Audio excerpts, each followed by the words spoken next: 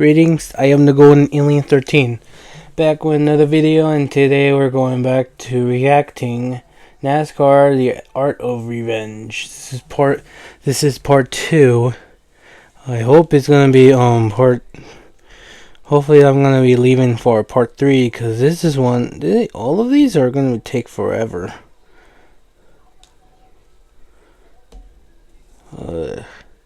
So here we go. Let's continue. Influence the actual outcome of a season.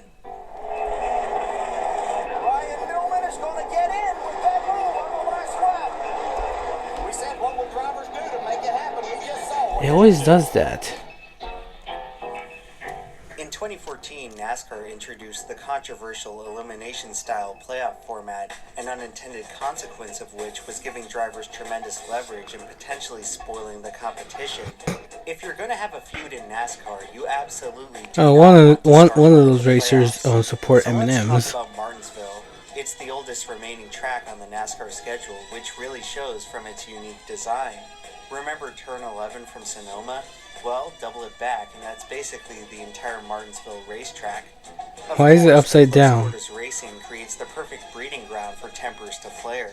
With the added pressure of the playoffs, the fall Martinsville race turns the intensity up to 11. There's a notification. Denny Hamlin had always been one of NASCAR's most consistent drivers, but he could never quite put it together when it counted most. Every time he found himself in position to contend for the championship, he would always end up suffering some inexplicable mishap.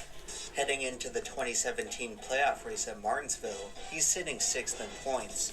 If he wants to advance to the championship finale, he's going to have to catch a serious break. Chase Elliott is in quite a different place than Denny. He's not just looking for his first career championship, he's looking for his first career win. At age 21, he's in just his second full-time Cup season, but the expectations surrounding him are about as high. I can't see it in my own Nintendo. Chase Elliott is a part of racing royalty. The son of NASCAR legend Bill Elliott, he has spent the past half-decade as NASCAR's most anticipated young star.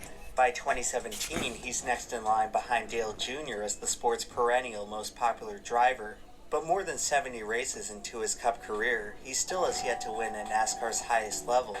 Today at Martinsville, Chase has a pretty good shot at finally breaking through to victory lane. Winning here wouldn't just validate the talent of the young phenom, it would punch his ticket to the championship race. He's led over 100 laps so far, and with just 4 laps to go, he pulls ahead of the field and looks to be cruising to a fairy tale ending. Too bad for Chase, the driver behind him is Denny Hamlin, who is not about to let another opportunity go to waste. The bumper to the back of the 24! Elliott goes around Hamlin, takes the lead and the caution comes out. I think he's gonna be in that dude's crap list. But luckily for our story, neither did Hamlin. Denny swung for the fences in the closing laps of this race, but in doing so, he just made himself the biggest target in NASCAR. Oh dang, he's still flipping them off. Trying to get a race win, but you know, it's everybody wrecked everyone there at the end. I'm not sitting here saying that I wrecked them on purpose, and I tried to move them out of the way and spun out. It's hey, before the championship finale. that's my Denny Hamlin is holding on to the final transfer spot. It's Arizona. It was at that's my state. Taught Hamlin a lesson in why you should never mess with racing royalty. and that race car driver supporting Hooters.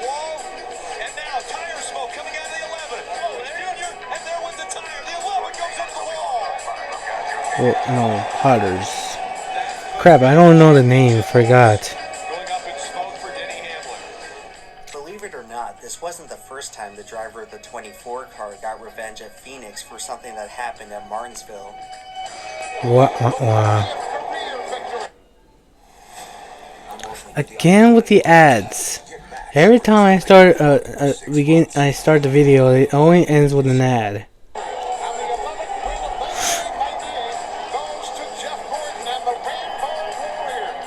Of course, the former driver of the 24 car was none other than Jeff Gordon, who was in the conversation for the greatest stock car driver ever. In 1998, he drove the greatest statistical season in NASCAR's modern era, scoring an unthinkable average finish of 5.7. His 2012 season, on the other hand, was not quite as spectacular. After the first 5 races, he is sitting a dismal 25th in the point standings. He's looking to turn his luck around at Martinsville. Winning here would have extra significance because at this point, Hendrick Motorsports is sitting at 199 wins. Jeez. For the whole season, everyone has been That's a lot of wondering which wins. Hendrick driver will take the honor of scoring win number 200 for the team. So far, no Hendrick driver has won in 2012, but on this day, it certainly looks like it's going to happen. With 10 laps to go, Jeff Gordon is in an amazing battle with his teammate Jimmy Johnson. So it looks like, barring a completely preposterous turn of events, that Rick Hendrick will get his 200th victory. Just as Gordon makes the pass on Johnson with 5 to go, the caution comes out. For reasons we still don't understand to this day, David Rudiman doesn't come to pit road during an obvious mechanical issue and stalls out on the front stretch. The field lines back up and the two What the heck Hendrick cars happened look to to him? settle it on what should be the final restart. The only problem now is that they're on worn tires and are sitting ducks to the pack behind them who pitted for fresh tires. Looks like to me possibly Clint Boyer in the 15 won the battle off pit road. That's the guy you better keep an eye on. Well, 5-hour the flag energy. drops and both Hendrick cars get a poor jump off the line. Simultaneously, Ryan Newman gives one of the biggest shoves in Martinsville history to Clint Boyer, who's directly behind the Hendrick cars. With nowhere else to really go, Boyer makes the split-second decision to dive bomb inside of Jeff Gordon. 3 wide into turn 1 at Martinsville. This went about as well as you may have guessed.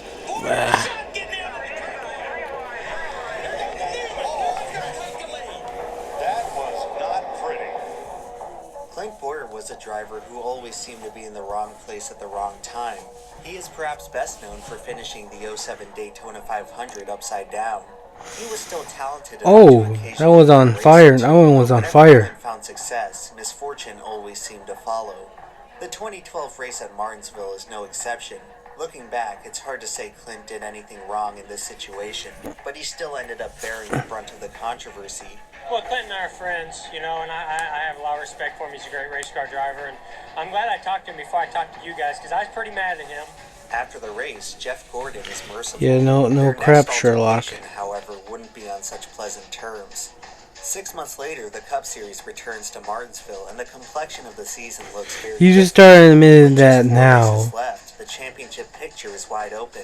After the worst start to a year he's ever had, Jeff Gordon has made a remarkable late-season comeback to put himself within striking distance of the title. Right in the hunt with Gordon is Clint Boyer, who is having the season of his life. Late in the race at Martinsville, the two make contact in a hard-fought side-by-side battle. This time, Jeff Gordon is not as forgiving. After a second run-in on the season, Clint Boyer is skating on thin ice. 2 weeks 2 later. weeks later at Phoenix, Clint Boyer is closer to the championship than he's ever been. Late in the day, he's running in the top 5 and is less than 30 points behind the championship leader. It's at this moment when Boyer runs into who else but Jeff Gordon. Unfortunately for Boyer, this is the straw that broke the camel's back. I'm getting his ass. He's turning Clint Boyer into the wall. Basically waited on Clint Boyer to come around and took him out. It's still surreal watching this back today, nearly a decade afterwards. Jeff Gordon hunted down Boyer like a dog and erased his championship hopes in one flick of the steering wheel. What ensued was possibly the biggest melee in the Oh, history crap. of NASCAR. But for as many punches that were thrown that Jeez. it didn't change the He's outcome. kicking his Clint butt. Boyer would go on to lose the championship by just Markiplier 39 points. If Gordon doesn't videos take him came out. It's very possible he could have won the whole thing. Boyer would never again come as close to winning a Cup Series title. Jeff Gordon is a racing god. He can give and he can take away. It's hard to imagine a moment in NASCAR more savage than Gordon's revenge on Clint Boyer, but believe it or not, there is one incident that tops it, mostly because it came from such an unlikely source. Matt Kenseth comes to the line. Enough is enough. And Matt Kenseth is the 2003 NASCAR Winston Cup Series champion. If I could use one word to describe Matt Kenseth's career in NASCAR, it would be overshadowed. If you asked fans to list off the best drivers of the 21st century, many of them would probably forget to mention him. In 2003, he put together one of the most dominant seasons in recent memory, only to have it continually discredited because he only won a single race. Many have inferred that Kenseth's 2003 season directly persuaded NASCAR to overhaul the entire championship format to make sure that a performance like it could never happen again. So what exactly is the problem with a guy like Matt Kenseth nearly leading the points wire to wire?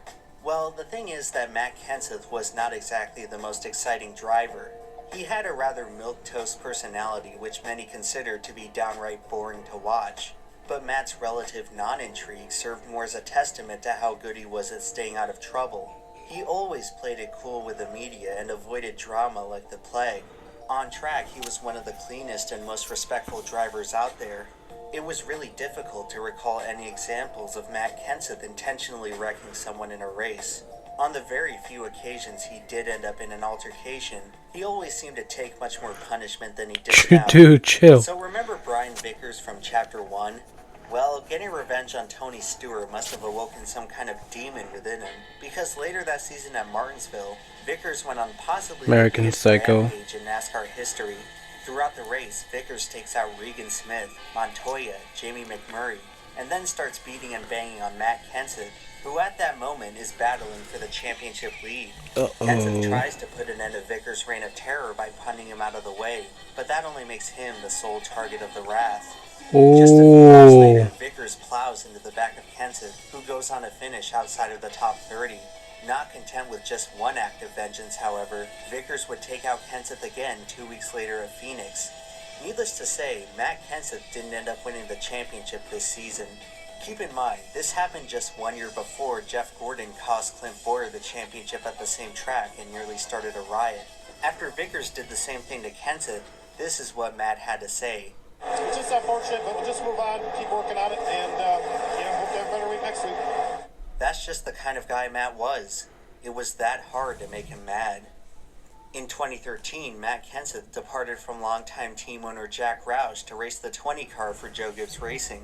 The driver he replaced was Joey Logano, Dollar who is far General. and away the most controversial driver in the sport today.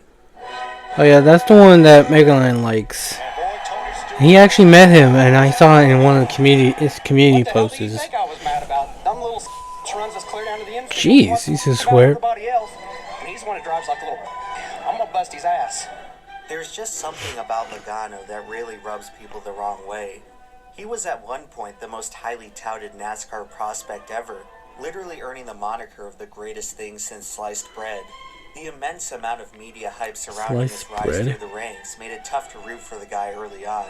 It didn't help that his racing style got on the nerves of many fans and drivers. When you get right down to it, Joey Logano is a dirty driver. When the chips are down, he will resort to cheap tactics if that's what it takes to win. He'll block someone with a huge run and risk wrecking the whole field. He'll slam someone into the wall if he knows they're going to pass him. He'll move a 53-year-old Mark Martin out of the way rather than going through the inconvenience of racing him clean for the win. I got dumped. Flat out, just drove straight in the corner. Oh, dude, he has a cut on his face. Stupid block that's never gonna work. Wrecks half the field. Well, not face, on his forehead. You know, I'm tired of these guys doing that stuff, and especially out of a kid that's been griping about everybody else. He's run his mouth long enough. He sat there and done this double standard, and he's nothing but a little rich kid that has never had to work in his life.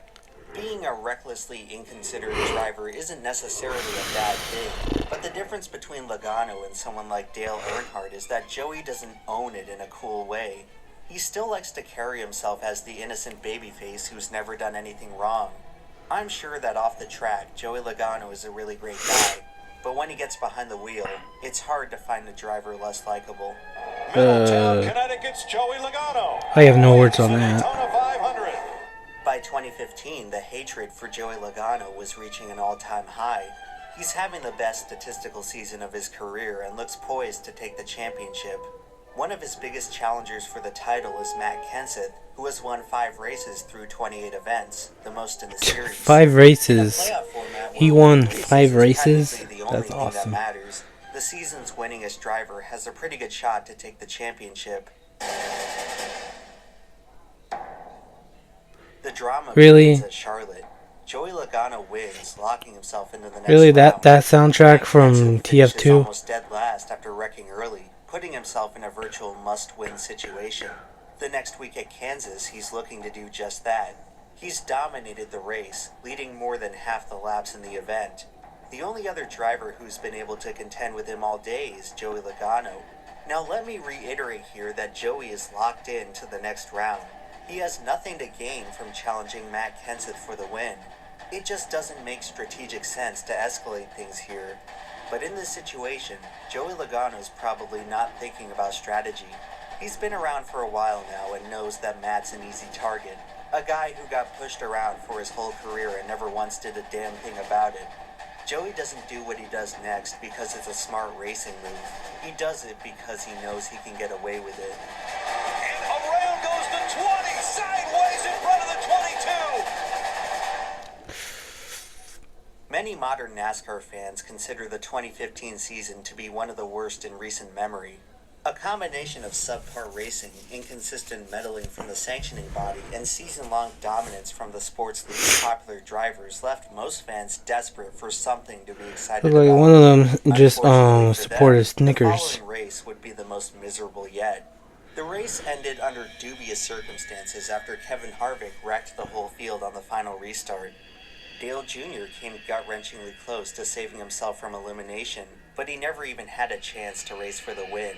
As the caution flag flies, the sport's most popular driver is just edged out by Joey Logano. Amidst the chaos and controversy, Matt Kenseth is quietly eliminated from his last great shot at winning the championship. In this moment, NASCAR is entering the dark timeline. The fans have been beaten and broken down. What? If they want to salvage any hope out of this season, they're gonna need a hero. You make decisions every day. Really? PlayStation. Strategically, that doesn't seem like such a great decision for him. But it's the Or one he made. no. That's how he wanted to win. Yeah, that's PlayStation. The first one, PlayStation 1. Kenseth cleared by Logano, maybe no.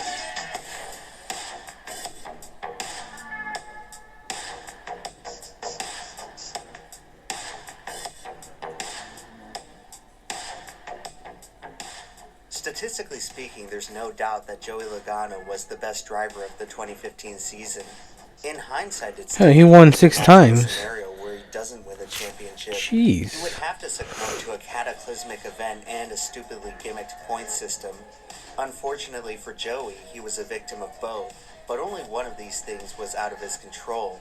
Joey Logano always wanted to have his cake and eat it too, and he would find out that doing so is a quick way to Also, that end big up cloud, with the cake and all. that steam, Immediately afterwards, NASCAR kind suspended of looked like Matt Kenseth Smoker from from races. One Not Piece. that it really mattered at that point. Joey Logano would go on to miss the championship race, and he learned an important lesson. The problem with taking from someone when you have nothing to gain is that one day that person may wind up with nothing to lose. Throughout his career, Matt Kenseth was never really a popular driver, but in that moment, all of us were Matt Kenseth fans. In a way, Matt Kenseth helped everyone get revenge on Joey Logano.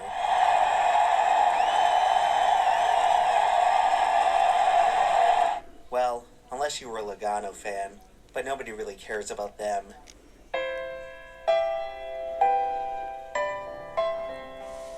Revenge tells many different kinds of stories across racing. So that's all the NASCAR racers that wanted revenge. And justice. These stories are all unique in their own right, but most of them end in the same way. The story of Redemption. revenge is ultimately a story of forgiveness. Although revenge can provide us with some of Oh the no, most one captivating said no. He moments in said auto racing, justice. there's a I reason thought it's ultimately I thought he said rare. redemption. In NASCAR, vengeful vendettas inevitably leave behind a trail of wrecked race cars, poor finishes, and shattered dreams. In the game of revenge, everybody loses. Most drivers simply choose not to play. So the next time you're on the road and feel like carrying out your own piece of revenge, it's probably best to just turn the other cheek. Oh, so plus they're gonna show like an interview and all. So that's the end of that. I know this one was like pretty short. I mean, talking about the video. This my video. Well, this was all interesting. All those NASCAR racers, they all wanted revenge to the other guy, and the other guy wanted. I mean, one of them were violence. The other one wanted justice, and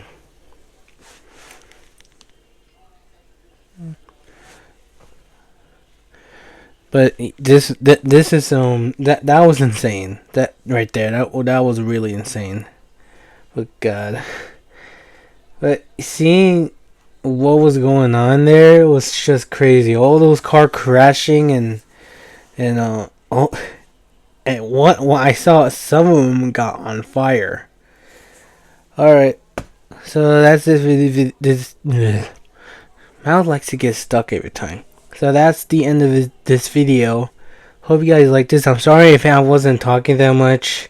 It's just that I like to react to funny videos. I'm only reacting to this because this has been requested by Mechalon, and then that's it. So hope you guys like this video. If you guys want to see more, subscribe, hit that like button, and hit that notification. And I'll see you guys in the next video. Bye bye.